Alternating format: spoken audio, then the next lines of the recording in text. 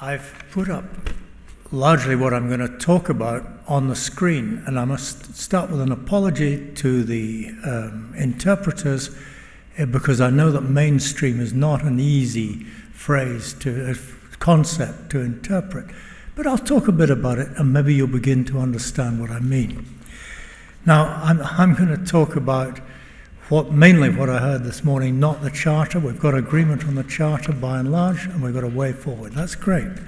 But I did hear this morning an inspiring record of achievement and of enthusiasm. The network is growing, and it's a lot better to be growing than the other way around. We had a number of common themes. One of them, I needn't tell you, also begins with M, and it's money. We talked about the apparent influences on policy development. All the regions reported some influences on policy development, but the political recognition still seems to be a challenge. All the regions talked about the involvement of a large number of groups of people, of whom I mention in no particular order: First Nations, women, NGOs, urban people, and indeed forest industry. All talked about a great many partnerships. This is very inspiring.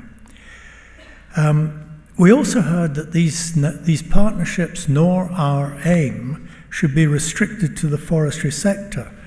The Canadian report, Mark said this: let's restrict ourselves just to the forestry sector. We heard about non-timber forest products. We heard about bioenergy. We heard about river catchments, in all of which some projects, model forest projects, are involved.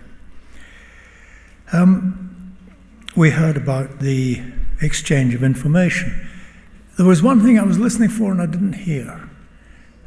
We heard a lot about exchanging information of our successes, but I didn't hear any mention of exchanging information for the reasons for our failures.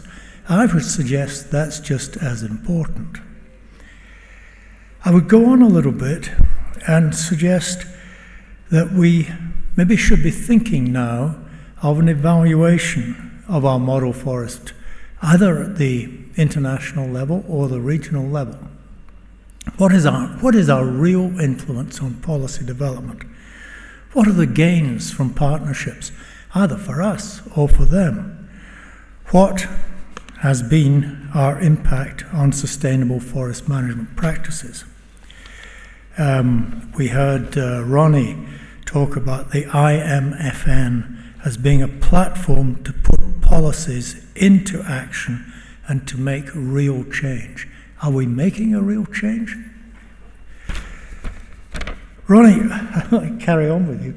Ronnie's a great guy for giving you a sound bite. He ought to have been a politician, really. Ronnie, you talked of moving to general acceptance of the model forest concept. You talked of moving from the formal to the effective network. And I'd like to put that my way.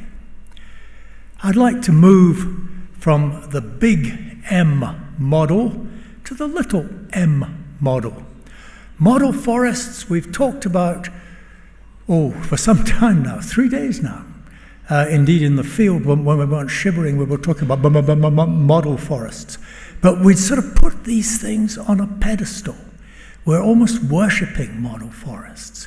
I think we will be beginning to succeed when the concept is so accepted that whether the model forest is part of the network, part of the program or not, we can talk about model forests as being something that have been derived from our work and have been accepted as model forests.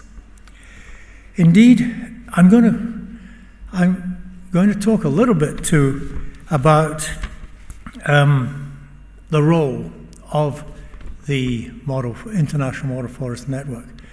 We heard Carol say, demonstrate, demonstrate, demonstrate the other day. We've heard people talking about the extension role of model forests. And this, of course, refers to the teaching role. Let me give you my vision for the future.